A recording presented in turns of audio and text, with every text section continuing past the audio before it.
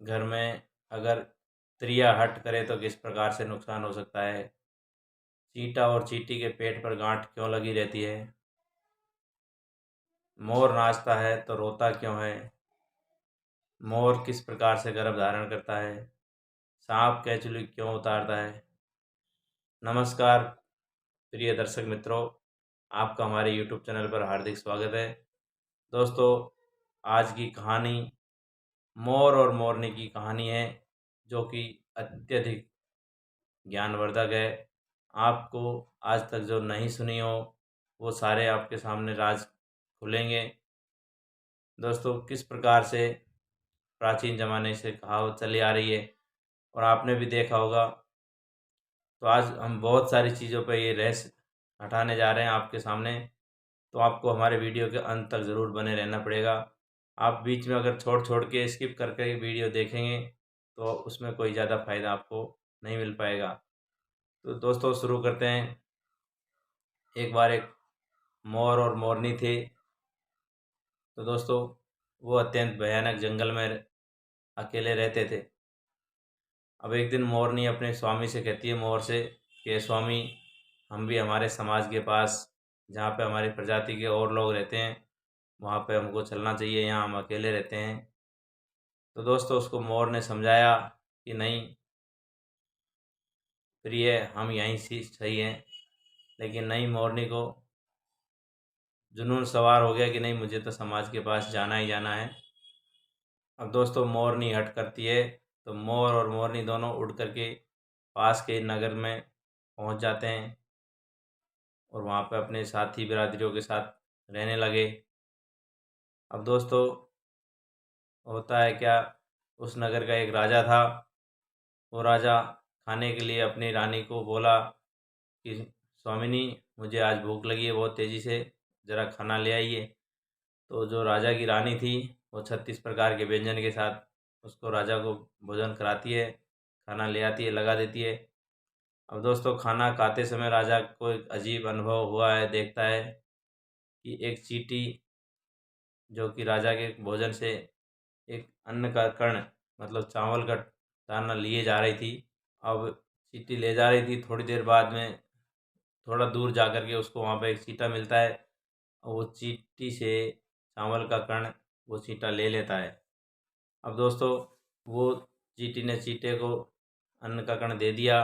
अब चींटी को बोलता है कि आप और राजा की थाली में से चावल के कण ले आइए, इसको मैं खा लेता हूँ, आप और ले आइए। इस तरह से ये दोनों लोग बात करते हैं और चींटी कहती है कि नहीं, मैं और नहीं लाऊंगी, राजा को पता चल जाएगा तो वो मुझे मार भी सकता है। अब दोस्तों, राजा जो था, उसने ग्राहु शास्त्र का अध्ययन किया हुआ था। ये भी एक साइंस है। ग्राहु शास्त्र का अध्ययन करने से उसको पशु पक्षियों की सभी भाषाएं समझ में आती थी और उसमें वो रूप परिवर्तन करना, आवाज़ निकालना, ये सब कला में वो पारंगत था।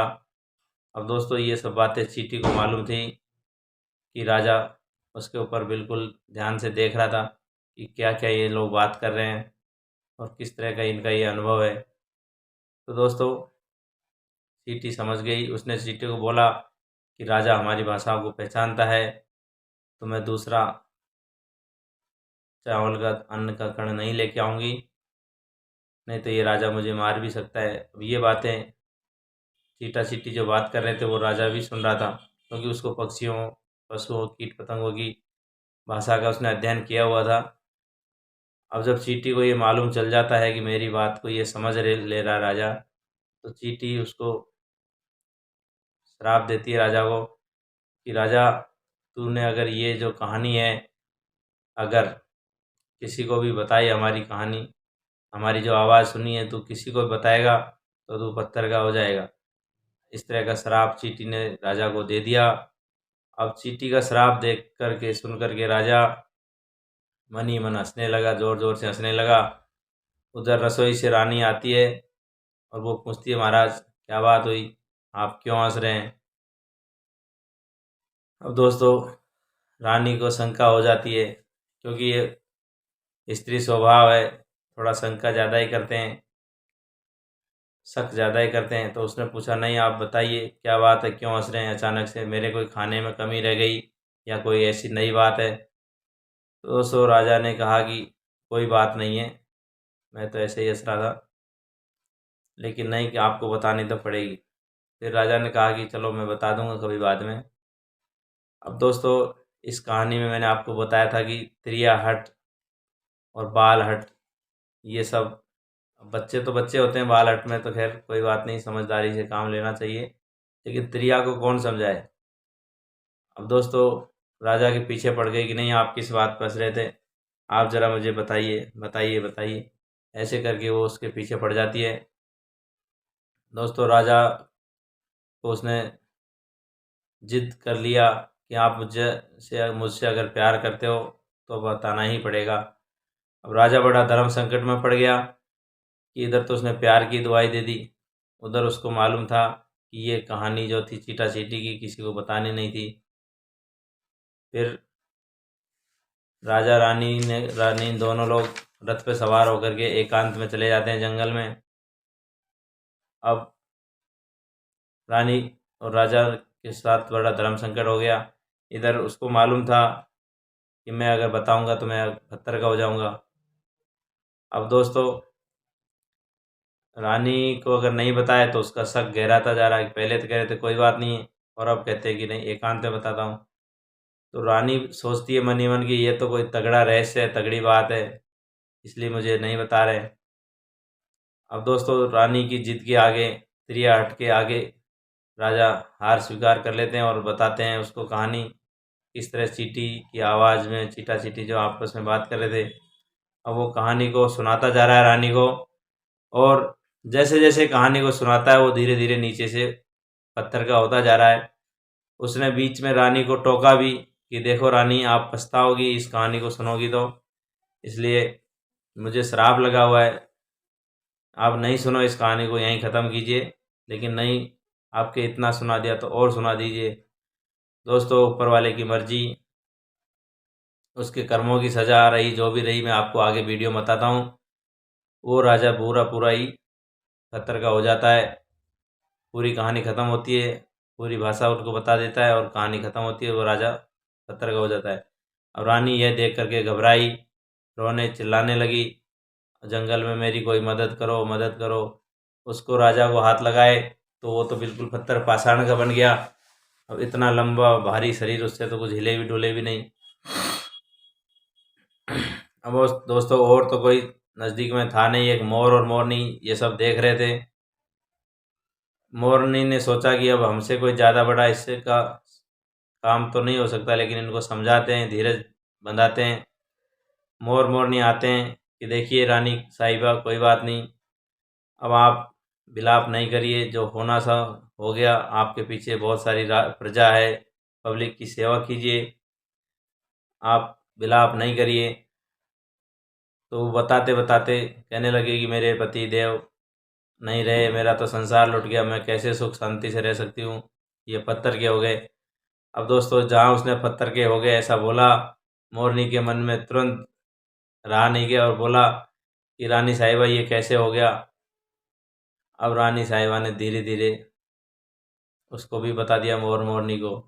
अब उनको चींटी का श्राप लगा हुआ था कि ये जो कहानी जिसके आगे भी बोलेंगे वो लोग पत्थर के बनते जाएंगे। अब मित्रों रानी साहिबा भी पत्थर की बन जाती है। मोर मोरनी ने ये सब देखा।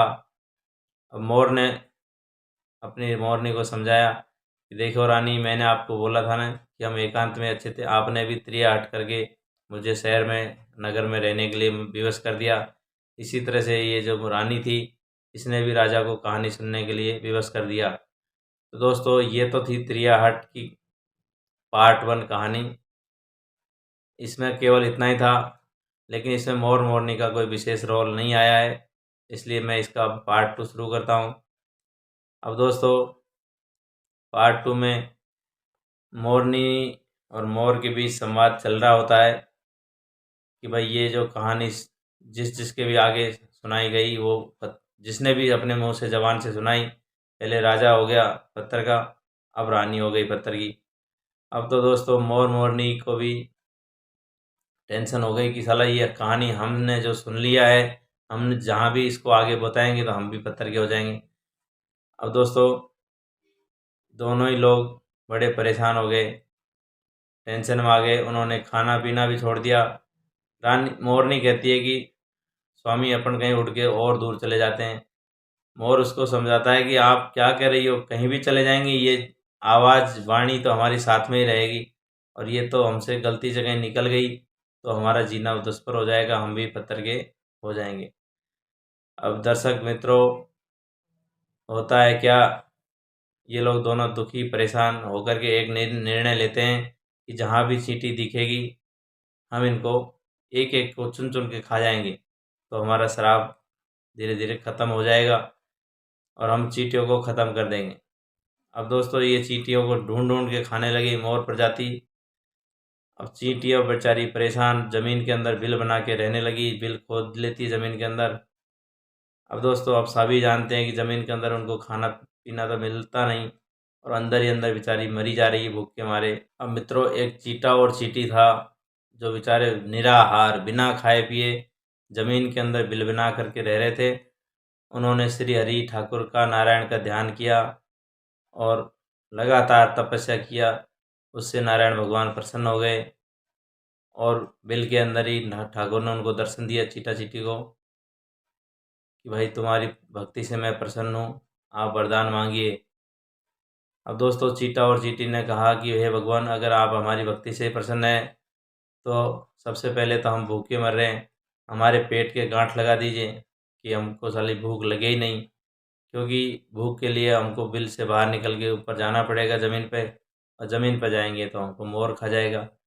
अब दोस्तों ये व्यथा जब भगवान श्री हरि ने सुनी चीटा चीटी की, तो ठाकुर को समझते देर नहीं लगी। उसने कहा कि चलो देखते हैं माजरा क्या है। चीटा और चीटी को अपने साथ लिए और मोर मोरनी के पास आते हैं। उन्होंने अपनी अपनी व्यथा सुनाई कि भाई हमको इस वजह से डर लग रहा था कि हम पत्थर के हो जाएंगे। मोर मोरनी ने अपनी व्यथा बताई। इधर चीटा चीटी ने कहा कि भाई इसमें हमारा कोई रोल नहीं, जो रोल था वो तो राजा का था। राजा के पास शक्ति थी, उसने अपना ग्रह शास्त्र का अध्ययन किया हुआ था और उसने अपनी शक्ति से पशु पक्षियों की आवाज़ निकाली, पशु पक्षियों का भाषा को सुन लिया, पहचान लिया। यहाँ तक भी कहते हैं कि उसने पशु पक्षियों के साथ संभोग किया, और जब वो गर्भवती गर्भ धारण कर लेते थे तो वो अपना इंसान की योनि में वापस जन्म लेता, इंसान के रूप में वापस आ जाता और उनके ऊपर हंसता, उनकी हंसी ठिठोली करता। अब दोस्तों उसके पास ये शक्ति थी, उसने शक्ति का दुरुपयोग किया, इसलिए उसको पत्थर का होना पड़ा। उधर रानी को भी ये थोड़ा बहुत मालूम था, उसने वार्निंग दिया हुआ था, फिर भी उसने अपने तिरिया हट करके ये सब पूछ डाला। और राजा को अगर वो रोकती कि ये सब कर्म नहीं करो पशु पक्षियों के साथ में, तो भी राजा रुक जाता और राजा बिगड़ता नहीं। इसलिए रानी ने राजा को नहीं रोका तो रानी भी पत्थर की हो गई। अब दोस्तों राजा को राजा का पाप मिल गया, रानी को रानी का पाप मिल गया। अब मोर मोरनी ने पूछा कि हे भगवान, अब ये श्राप खत्म हो गया या ये हमें अभी भी लगा हुआ है? हमारी जिह्वा से, हमारी वाणी से अगर ये कहानी हम किसी को सुना देंगे तो हम भी पत्थर के हो जाएंगे। तो भगवान श्री हरि ने कहा कि ये उनके कर्मों की सज़ा थी, उनको मिल गई, आपको घबराने की कोई ज़रूरत नहीं है। अब आप चींटियों को खाना बंद कीजिए, परेशान करना बंद कीजिए और अपना भक्ति में आप अपना मस्त रहिए। दोस्तों ये सब कहने के बाद भगवान श्री अंतर्ध्यान हो जाते हैं। अब दोस्तों एक दिन खुशी से नाच रहा था मोर कि चलो अभी हमारा श्राप खत्म हो गया।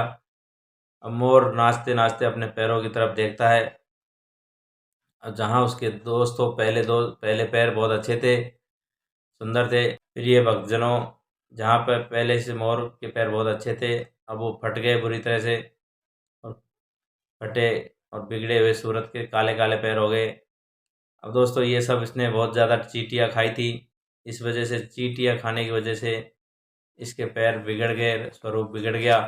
आप सभी लोग जानते हैं कि चींटियों को खाने से इंसान के शरीर में भी फफोले पड़ जाते हैं, तो वो तो मोर था, उसके भी पैर फफोले पड़ के बिगड़ गए। और आप सभी को जानकारी के लिए बता दूं कि चींटियों के अंदर फार्मिक एसिड होता है दोस्तों, इस वजह से मोर के पैर आज भी बदसूरत है और आज भी वो जब नाचता है तो अपने पैरों को देख करके रोता है। अब मैंने आपको बता दिया कि इनके पूर्व जन्म में चींटियाँ खाने की वजह से इनके पैरों की शोभा बिगड़ गई थी।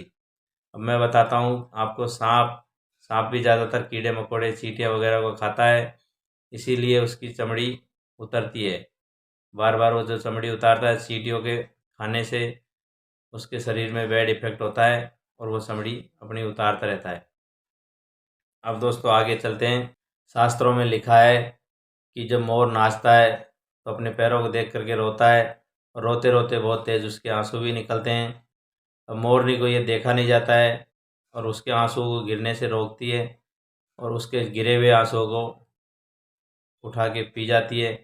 अब दोस्तों मुंह में तो कितना आंसू रखेगी, एक आंसू को पिएगी फिर दूसरा आंसू गिरेगा तो वो पहले वाला आंसू उसके पेट में चला जाता है। अब दोस्तों ऐसा विधान है शास्त्रों में, आप इस पर कमेंट करके बताइए। मैं अपनी तरफ से नहीं बोल रहा कि जहाँ वो मोरनी मोर के आंसू पीती है और उन आंसू को पी के गर्भवती हो जाती है।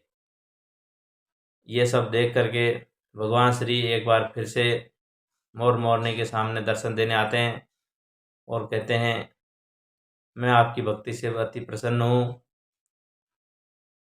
अब आप इसको श्राप कहिए या वरदान, मोरनी आंसू पी करके ही गर्भवती होती है। और दोस्तों मोर मोरनी को भगवान श्री हरि दर्शन दे करके आशीर्वाद देते हैं कि मैं द्वापर में जब आऊँगा तो आपके पंखों को सिर पर मुकुट बना के पहनूँगा। तो दोस्तों तब से ये चली आ रही है परंपरा। और भगवान श्री कृष्ण जब जन्मे तो इन्होंने मोर पंख का मुकुट धारण किया है, ऐसी मान्यता है। अभी दोस्तों इसमें जो सारे पात्र मैंने बता दिए, किस तरह से मोर कैंचली उतारता है, किस तरह से मोर नाचते हुए रोता है, किस तरह से आंसू पीते हैं मोरनी, और चीटा चीटी के जो पेट पे गांठ लगी रहती है वो क्यों होती है, इन सभी बातों का मैंने जिक्र कर दिया। अब राजा की बात करता हूँ, किस प्रकार से अपना शक्तियों का दुरुपयोग किया, अपने घमंड किया, अहंकार किया। मित्रों मैं आपको बता दूँ, अहंकार और घमंड तो बड़े बड़े रावण का भी नहीं रहा। उसके पास जो शक्ति थी ग्रह शास्त्र का अध्ययन का, उसने उसका दुरुपयोग किया। उसने जानवरों का, पशु पक्षियों का मजाक बनाया, उनके साथ संभोग किया, तो उसको उसकी सज़ा मिलनी ही मिलनी थी। अब आप सभी की जानकारी के लिए मैं बता दूं दोस्तों, आप किसी भी ऊंचे पद पर हो तो अपनी कलम से जो किसी का नुकसान करते हो, अपनी कलम का दुरुपयोग करते हो, तो ये नहीं करे, अदरवाइज आपको भी राजा की तरह कहीं न कहीं नरक झेलना पड़ेगा। आज की कहानी में जितना आप सीख सकते हैं सीखिए, अपने आप को सुधार सकते हैं सुधारिए और उस ठाकुर की मर्जी को समझिए। सभी को हरिओम, राधे राधे, नमस्कार। मित्रों हमारी कहानी अगर अच्छी लगी हो तो किसी यार दोस्तों के पास भी शेयर करें।